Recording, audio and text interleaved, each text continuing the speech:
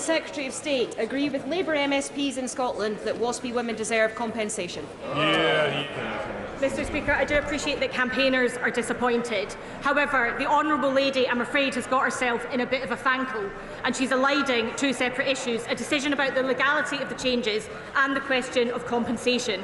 The Ombudsman's findings show evidence that the vast majority of WASPy women did know that the state pension age was changing. It therefore be difficult to justify up to £10 billion on a compensation scheme and conclude that that is a fair, proportionate or good value for money use of public funds. Can I just say, will members please look at where the questions are coming from? It's disrespectful and it's totally not the way we should be carrying on. These are senior members who know better. Here's a good example of a new member, Anne Davis. Thank you, Mr Llefarydd. In 2021, the Secretary of State previously called for a vote of redress of 1950s women, urging UK government to get on the front foot and offer serious compensation to those affected. 1950s-born women in Scotland and Wales have seen the same broken promises from Labour, with the now First Minister of Wales pledging in 2018 that a Labour government would right this justice. So with the Secretary of State, the Welsh First Minister and Labour politicians across the whole of these isles now turning their backs on 1950s women in Scotland, Wales and elsewhere, why should these women ever again believe a word they say? Minister. Mr Speaker, I'm afraid there's another honourable member who's in a bit of a fankle. The question about the legality of the changes has been settled by the courts. The question of compensation, which the Honourable Lady and her allies will have to answer, is why they think £10 billion, up to £10 billion of public money should be spent. Is this proportionate? Is it fair? Is it feasible? And is it value for money? The government's view is it is not. Chris Kane. Thank you. Does the Minister agree with me? Does the Minister agree with me that alongside the triple lock and pensions, the most important thing for women pensioners in Scotland is to fix our NHS, and that the SNP government needs to act urgently to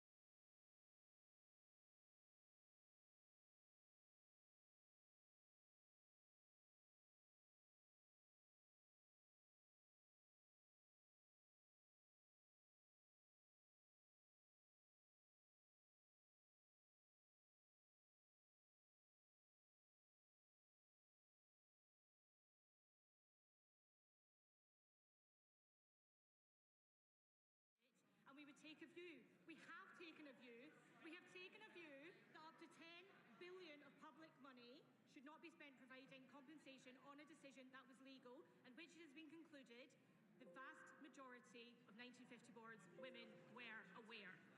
Do you get this? So speak.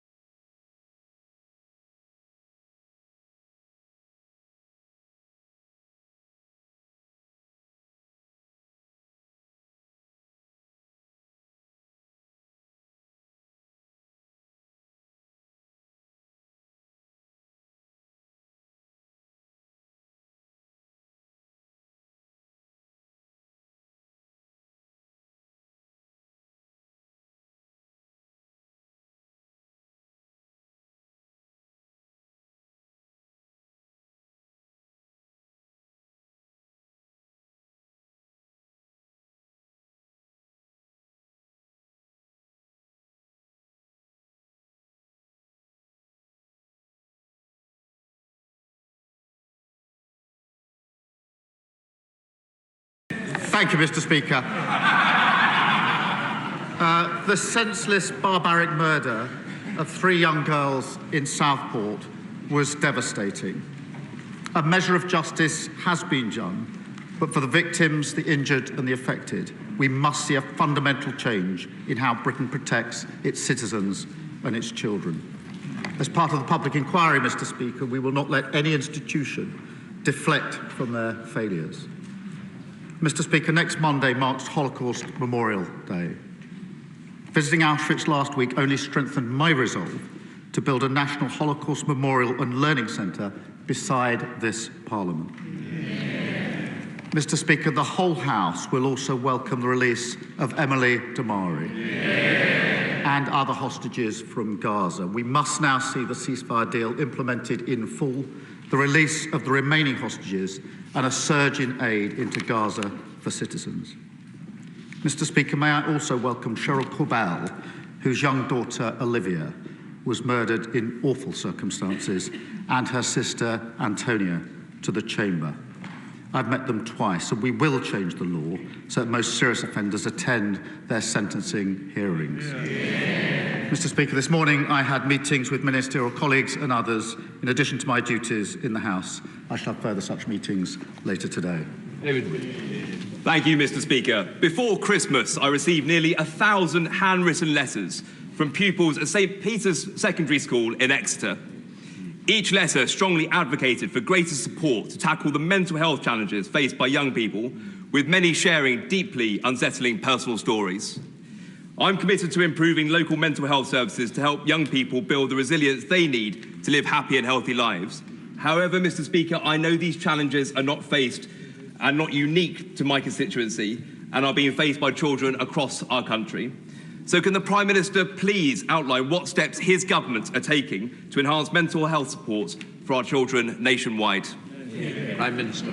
Well, I thank him for raising an issue of huge concern in his constituency and in all constituencies. Far too many young people are not receiving the care that they need. So we will provide access to specialist mental health professionals in every school, recruit an additional 8,500 staff to deal with children and adult mental health services, and roll out our Young Future hubs in every community. Thank you, Mr. Speaker. Marcus Campbell-Savers.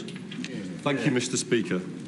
My right honourable friend will understand the importance of farming to the economy of my constituency in Penrith and Solway and Cumbria as a whole.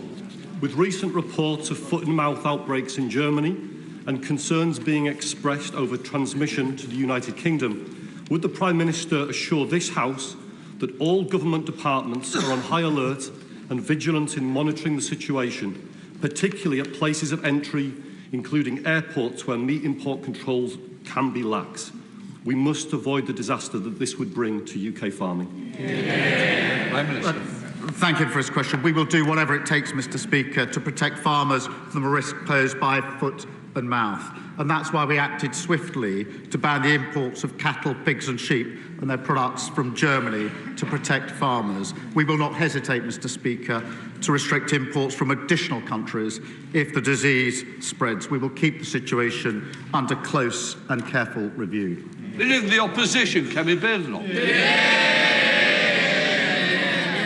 Mr. Speaker, can I take this opportunity to welcome the release of hostages, including Emily Damari, from barbaric captivity. I also know that the thoughts of many will be with the victims of these Southport killings. There are important questions to answer, and I will return to those after the case is concluded. Between 2009 and 2022, the OECD found children in England rose up global league tables in maths, reading and science. Conservative government action means English schools now top the Western world at maths and reading. The Prime Minister's Schools Bill, which is being voted on in committee this week, reverses the improvements that made this happen. This bill is an act of vandalism. It is wrecking a cross-party consensus that lasted for decades.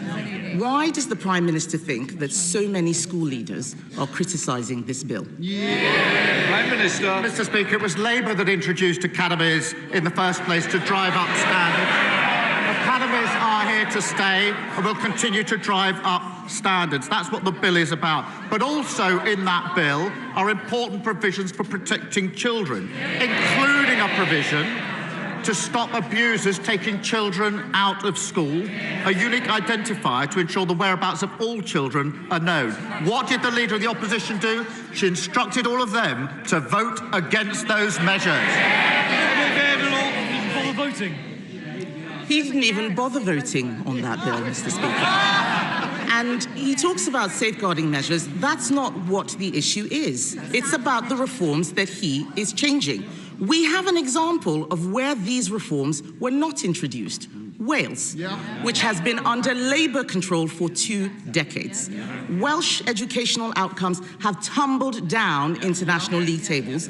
Poor children in England now do better than wealthier children in Wales. This bill denies children the guarantee that their failing schools will be turned into a better academy. It is an attack on excellence, it is an attack on higher standards, it is an attack on aspiration. This bill is the worst of socialism, Mr. Speaker, and isn't it deprived children in England who will pay the price? Mr. Speaker, as I say, we introduced academies, we're committed to them, we're driving standards up. But this bill is important because it also sets up breakfast clubs for the very children that she claims to champion. It limits the expense of school uniform and it puts in place vital protections for children. She has to answer the question, why did she instruct all of them to vote against child protection measures? Mr. Speaker, the Prime Minister thinks that he can distract people from what is wrong with this bill. This is not about breakfast clubs and school uniforms. Teachers and parents will be horrified at just how bad this bill is. Even his own MPs may not realise it, but the bill will cut teachers' pay. It cuts pay for 20,000 teachers. His education secretary says there is not a ceiling for pay. They're all shaking their heads. They clearly haven't read the bill. She hasn't read the bill either. Because Clause 45 means teachers' pay will be capped. Did the Prime Minister know that the bill as it stands will cut teachers' pay? Mr. Speaker, we do need flexibility in our schools. And if she'd hopped off social media for a while, she would have seen the amendment that was put down this morning to achieve that end. But she says this bill is not about child protection. We had a young child killed who was taken out of a school by an abuser. This bill closes that gap. That is urgently needed. We have children who have not gone back to school since COVID. This bill closes that gap. She can make her points on academies. We can debate academies, but to vote against the bill is a disgrace on all of them. This is nonsense, Mr. Speaker, and the amendment he's talking about does not address this issue. He raises academies, that's exactly what I'm talking about. Like every other parent, I believe all our children should have the best teachers. Apart from cutting their pay, listen to what the head of Year 11, Mr. Speaker, at Michaela, the head of Year 11 at Michaela, the most successful school in the country, came from the armed forces. The headmistress says that with Labour's new rules, she would never have been able to hire him. Those are the academy freedoms I'm talking about. This bill would have blocked that veteran from teaching. The bill implies that doctors are not sufficiently qualified to teach biology, that Olympic medalists can't teach PE. Why is the Prime Minister closing down routes into teaching when we should be opening up more? She knows that's not right. No, it's not. Look at the provisions in the bill. But to say there ought to be qualified teachers in our schools should not be extraordinary or opposed. And we had far too many examples in our secondary schools under their watch of teachers missing when we needed maths teachers. They championed maths. We didn't have enough maths teachers in our secondary schools, and I want every single child to have the best possible education. Kemi Badenoch. The facts speak for themselves. The standards went up under Conservative government. What we need to know is who is benefiting. Mr. Speaker, everyone is asking who is benefiting from these changes. It's not teachers. Their pay is being capped. It's not parents. Their choices are being restricted. It's definitely not children. Their outcomes will get worse. So who is benefiting? It's the trade unions. The National Education Union sent out a tick list proving that after a decade and a half, they are finally getting their way. Why is the Education Secretary allowing trade unions to run her department and ruin children's education? The bill benefits the children who need the nourishment of a breakfast club. The bill benefits the families that can't afford uniforms. The bill benefits the children who are currently out of school and nobody knows where they are. The bill benefits the children who could be taken out of school by abusers if this bill doesn't go through. She should change her mind and support these vital provisions. The Prime Minister needs to get out more and speak to schools. I was at the Harris Academy just this month, and what are they saying? That this bill reverses 2 decades of progress. Imposing Labour's new curriculum on every school, taxing the education of children with special needs, excluding talented outsiders. The closed shop is back. This is pure educational vandalism. And alongside these attacks, removing single-word Ofsted judgments so parents cannot see the standards slipping. It is the same old Labour. Bad outcomes for all children, excellence for none. Mr. Speaker, I know what it's like to go to a school which didn't care about standards. This is a tragedy in the making. The key changes in this bill were not in their election manifesto. Isn't that because he knew parents and teachers would reject them? Parents and teachers know we introduced academies. Parents and teachers know we're driving by standards. We're committed to them. They're part of the future. We will continue to focus on standards. And she talks about special need. She's got a nerve. I don't know. And they know it. Remember them. They have asked me questions, these Prime Minister's questions, about the appalling situation of special needs under their watch. We're going to fix that mess like we're fixing every other mess.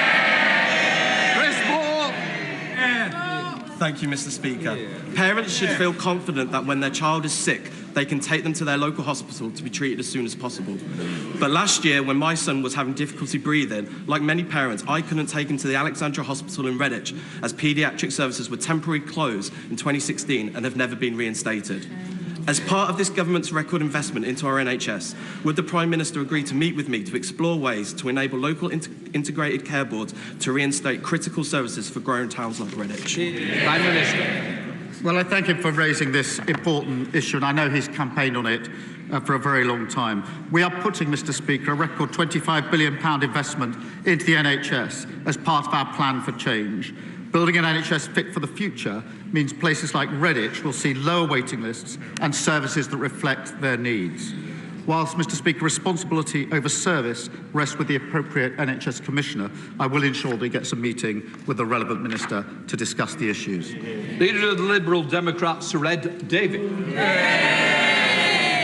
Thank you, Mr. Speaker. Can I echo the Prime Minister's opening remarks about the Southport killings and Holocaust Memorial Day? Can I particularly join him in expressing our immense relief at the release of Emily Damari and celebrate the fact she's back with her mum, Mandy, and the rest of her family. Let's hope we get all the hostages released as soon as possible and the ceasefire turns into a lasting peace. Mr. Speaker, last week I urged the Prime Minister to speed up the Social Care Commission so we can get the changes people need implemented this year. The very next day, it was announced that the chair of the Social Care Commission was also going to chair another important inquiry into grooming gangs. Yes. So the Prime Minister says that the job of chairing the Social Care Commission is so enormous that it's not possible to complete it within 3 years. Yet he also says that the chair of that commission, Baroness Casey, has got enough free time over the next few months to chair another inquiry. Very good point. Can the Prime Minister explain how both these things can be true? Mr. Speaker, Baroness Casey is well placed to conduct the audit into grooming gangs, given her hard-hitting report on exploitation in Rotherham. It does not, he raises the issue, it does not affect her work on the Independent Commission on Adult Social Care, which begins in April. But as he knows, that report, or the first part of that report, will report next year, so we can deliver recommendations as we receive them. And he knows that already we're introducing fair pay agreements, providing more money for the social care funding, and putting up the allowance. So we're already taking steps. There'll be a two-part report. We will act on the recommendations as they arrive, but this needs to be done properly. Sir Ed Davey. I still don't think the Prime Minister is making social care reform the priority that it needs. It's urgent. And so I'm going to keep coming back to this and holding to account. But, Mr. Speaker, turning now to the United States, can the Prime Minister guarantee that he will not sell out Britain's fantastic farmers to Donald Trump in a trade deal that undermines our high food and animal welfare standards in the way that the Conservatives sold them out in the Australia and New Zealand deals? Prime Minister. Mr. Speaker, we will work with the US, we will work with other countries, but we will never lower our standards. Durham Puffy. Thank you, Mr. Speaker. Thousands of my constituents across Southampton Itchen have had to put up with years of misery because of unsafe fire protection in their own homes, developers dragging their feet, and leaseholders having to foot the bill for mistakes they didn't make. Does the Prime Minister agree that enough is enough and it's time for developers to make all homes safe? Yes. And will he reassure leaseholders who bought their homes in good faith that this government has their back? Yeah. Prime Minister. I thank him for raising this really important issue. Too many buildings are still unsafe and the speed of delivery has been far too slow. Our action plan sets out measures to identify buildings at risk and fix them faster. And my message, Mr. Speaker, is clear. The funding is there to fix this, and there's no excuse not to deliver for residents. Adrian Ramsey. Thank you, Mr. Speaker. Expanding London's airports and building a third runway at Heathrow would be incredibly irresponsible in the midst of a climate emergency, flying in the face of the Climate Change Committee's advice. The Prime Minister clearly knows this because he and 7 Cabinet colleagues voted against a third runway at Heathrow in 2018. So can the Prime Minister confirm what is his position now? Prime Minister. Mr. Speaker, I'm not going to comment on speculation. He knows that we are, as a government, we are committed to growth, we're committed to the aviation sector and to our climate obligations. But I'm not going to take lectures from those who talk about climate change but oppose vital renewable infrastructure in their own constituency. Wilson solar farms. Thank you, Mr. Speaker. In Swindon North, we have the Panatoni Park development. It is one of the largest employment developments in Europe. It's got massive potential for growth. Will the Prime Minister join me in acknowledging the site for boosting economic growth in not only my region, but the country, and will he come and visit it with me? Thank you. Prime Minister. At the heart of our plan for change is growth, Mr. Speaker, to fund our public services, create good jobs and raise living standards across the country. He's right to champion one of the largest brownfield sites in the UK, which could create over 11,000 jobs on site and add £1.2 billion to the economy. It underlines the importance of this government bringing economic stability, creating the National Wealth Fund and driving up growth. Luke Taylor. Thank you, Mr. Speaker. Recently, the Prime Minister visited Epsom Hospital, where he committed to not just paper over the cracks in the NHS after years of Conservative lies. Yet on Monday, his government confirmed that our St Helier Hospital will develop these wounds and the hospital will crumble. Mr. Speaker, St Helier Hospital will not survive the delay this has introduced. People will die and NHS staff will break. So I ask the Prime Minister, will he apologise to my constituents as they wait years for a new hospital building? And will he visit the hospital with me to witness firsthand the dire situation our residents face? Prime Minister. Well, Mr. Speaker, he's right to raise the concerns of his constituents, and I'm not surprised that they're frustrated or even angry at the lack of delivery under the previous government. There was no credible plan. Mr. Speaker, they shut. Let me read the Infrastructure and Projects Authority's verdict on what we inherited. This is their words. There are major issues... Prime Minister. Mr. Phil, I expect better from the front bench. And I'm sure you're going to show better, Prime Minister. I think he was Liz Truss's right-hand man, so we wouldn't expect anything else. The verdict on the plan that he is talking about was this. Major issues, this is their record, they should be chuckling, major issues on the definition, the schedule, the budget, the quality and the delivery. It was a fiction, always was. Joe Platt. Thank you, Mr. Speaker. Alongside Greater Manchester MPs, I recently met constituents who shared distressing accounts of malpractice by a spinal surgeon affecting many across the region. They have formed an injured staff and patient group, but despite a review, they feel justice hasn't been served and the hospital trust is yet to conduct a full patient recall. Will the Prime Minister arrange a meeting with the group and the relevant minister to help them get the justice that they deserve? Well, I thank her for raising this awful case, and the stories and accounts that she puts forward are heartbreaking and deeply concerning. And I will make sure that she and the group receive a meeting with the relevant health minister at the earliest opportunity. Sir Bernard. When it comes to his budget, which raised taxes, raised borrowing and raised public spending as a strategy for economic growth, when is the Prime Minister going to accept the words of the Labour Prime Minister in the 1970s, who explained to a Labour conference that in all candour that option no longer exists, and that the only way to obtain sustained economic growth will be by cutting taxes and cutting regulation? Prime Minister. Well, he must have missed recent reports. The ONS has just said that we've got the highest investment for 19 years. The PwC have just said that this is the second best place to invest in the world. The IMF have just upgraded growth, now saying we're predicted to be the fastest growing major European economy. Wages are up and inflation is down. That's after just 6 months. Rosie Writing. Thank you, Mr. Speaker. Kettering General Hospital is where I was born and cared for as a premature baby. But after 14 years of the Conservatives underfunding the NHS, that same maternity ward is partially closed because of RAC. And after giving birth, mothers are transported outside through the car park to receive postnatal care. So will the Prime Minister visit Kettering General to discuss how we can support services like the maternity ward and while we await our rebuild? Prime Minister. Well, she's been a determined champion of Kettering General Hospital, and rightly so. And there are deep anger about the delay to the works because of the failure to have a plan on the party opposite. But while we implement our affordable and deliverable plan to build a new hospital, I can reassure her, Mr. Speaker, that the RAC identified at Kettering General is being mitigated and replaced through the National RAC programme.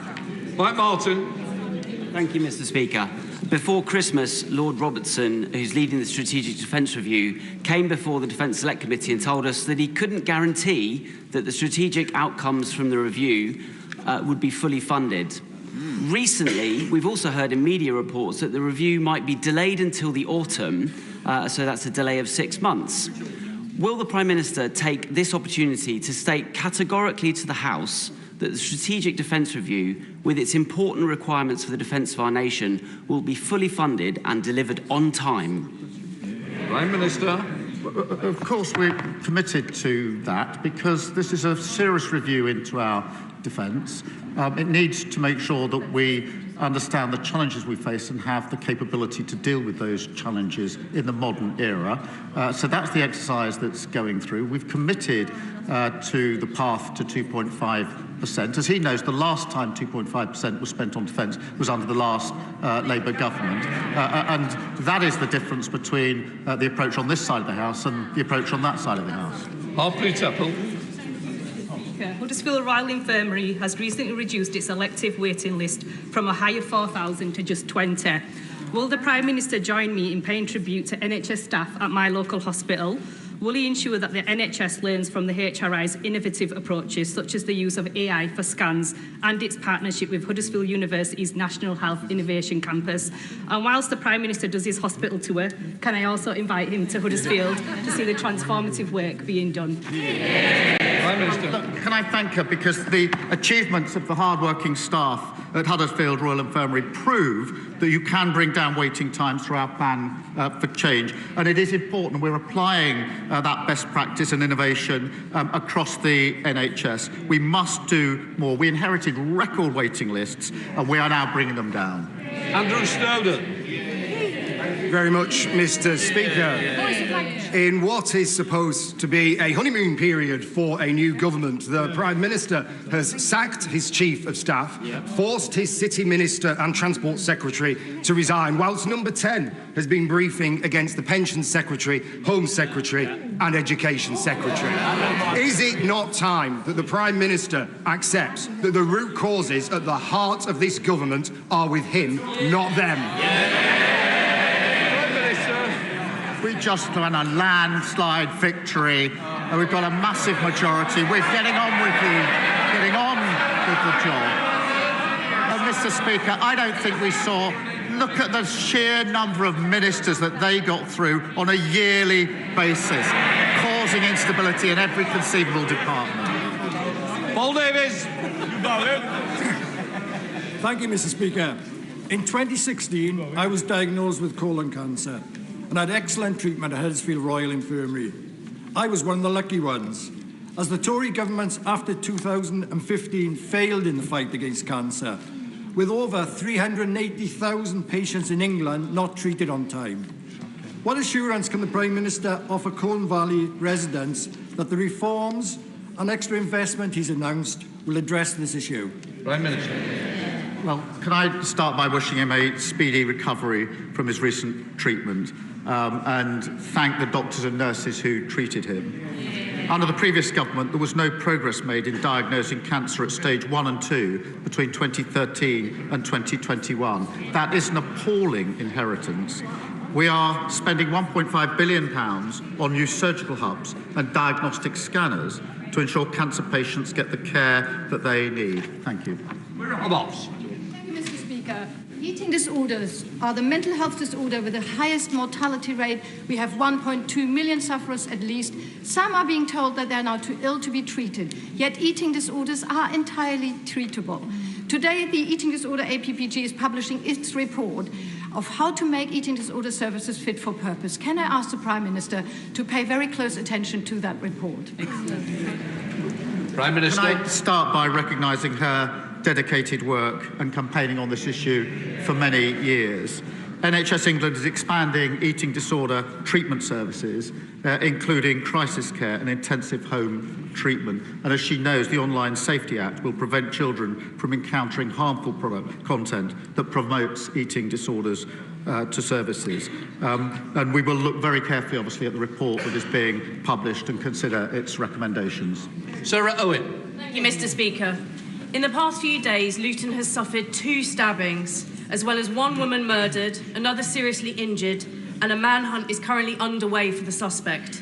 This January alone, there has been at least 12 recorded violent offences in Luton. After decades of being funded as a rural police force, Bedfordshire has had to make do with special grants to tackle serious and violent crime. Does the Prime Minister agree that proper police funding is essential for keeping people in Luton North safe? And will he ensure Bedfordshire Police receive the grants we need to fight crime on our streets? Yeah. Well, I thank you for raising this case. And she and I have met far too many families devastated by this senseless violence. We are taking urgent action to ban zombie-style knives and regulating the online sale of knives. It is unacceptable that these murder weapons can be bought with 2 clicks.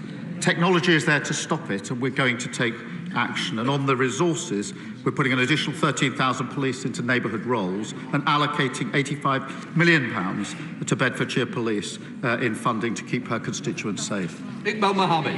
Mr. Speaker, may I associate with the remarks from the Prime Minister regarding the ceasefire? and the release of hostages, and let's all pray that the remaining hostages on both sides are released as soon as possible. Since the ceasefire in Gaza came into effect, Israeli forces have placed the whole of the West Bank under strict military inspection as part of the Iron Wall operation.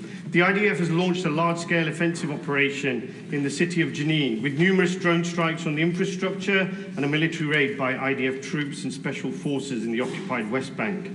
At least 9 people have been killed by Israeli forces and 40 people injured, including several healthcare workers. What steps is the government taking to urgently protect Palestinians, including healthcare workers, and to prevent atrocities in the West Bank? And will he outline the UK's response to the ICJ advisory opinion on Israel's unlawful occupation? Minister. I'm deeply concerned by what's happening in the West Bank. We've raised it a number of times in the various exchanges that we've had, but I am deeply concerned about it, and we're doing everything we can to alleviate the situation. Sarah Edwards. Thank you, Mr. Speaker. Tamworth Castle, boasting 1,000 years of history, was recently added to the Heritage at Risk Register following my campaign about its future. Despite needing repairs, it provides a unique and valuable learning environment, welcoming both the public and schools to learn about Tamworth's rich history.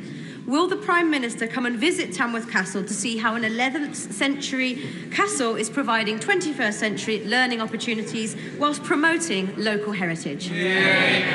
Prime Minister. Can I thank you for a kind invitation? I particularly enjoyed Tamworth's recent FA Cup heroics against Tottenham, albeit they didn't quite win. Mr. Speaker, we are committed to protecting our most vulnerable heritage, and I know Historic England is working closely with Tamworth Borough Council to preserve this local treasure for future generations. It's particularly important to continue school visit programmes supporting our mission to get every child the best opportunities in life. Alison Bennett. Thank you, Mr. Speaker. Across England, there are 95,000 students who attend non-academised sixth form colleges. Of those colleges, 32 are currently on strike because the government didn't settle the funding for them back in last summer. I wonder, could the Prime Minister tell me whether he intended to create a 2-tier education system for sixth form students who are the victims of the COVID crisis? Prime Minister. We have put more money into colleges, and it's really for them to deal with these disputes, as she knows. Willingham. Thank you, Mr. Speaker. From Stafford to Eccleshall to Loggerheads, my constituents are sick and tired of having their properties and businesses devastated by flooding. The last Conservative government did not invest enough in flood prevention measures to stop this from happening.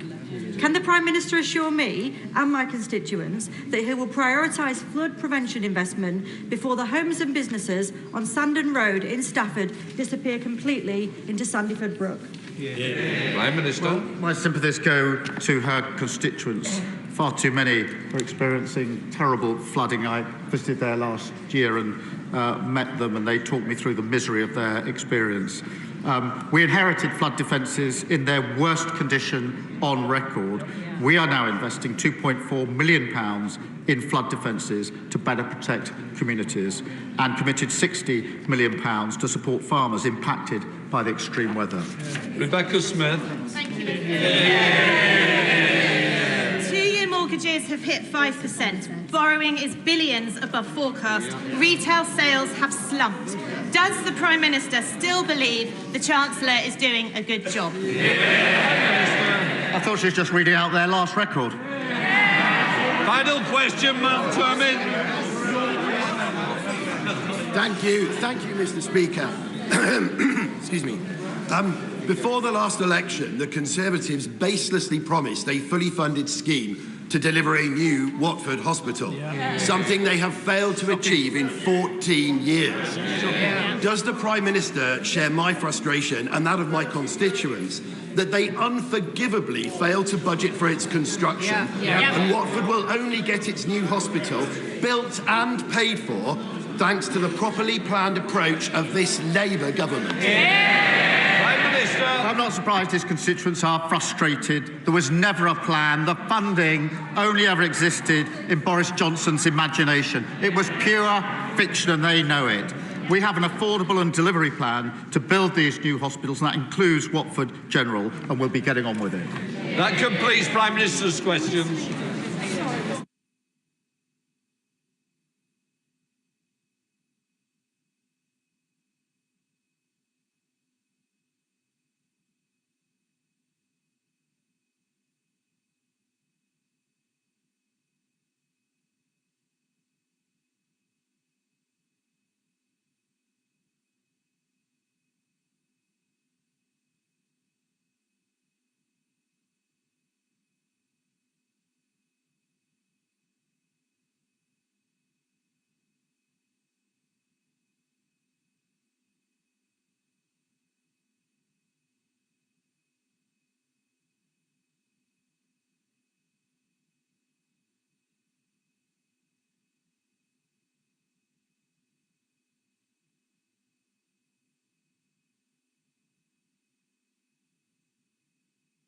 We now come to the urgent question. Andrew Griffiths.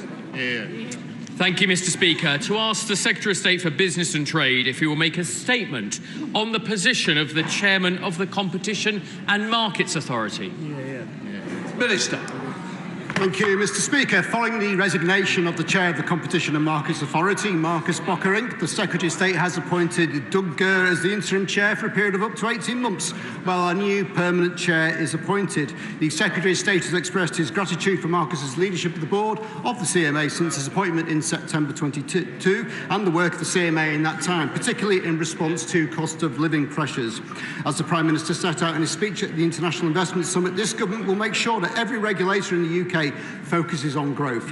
With his background and experience as an entrepreneur and business leader, along with a clear understanding of the importance of new and developing technologies such as AI, Doug Gurr will bring the necessary strategic leadership to the CMA to enable it to promote growth for the benefit of businesses and consumers. As set out in the Industrial Strategy Green Paper, the government will shortly be consulting on a new growth-focused strategic steer to the CMA. Whilst respecting the independence of the CMA and the decision-making of its panel members, the steer will be clear about the government's expectations of the CMA in supporting growth across the economy. Shadow Secretary of State, Andrew.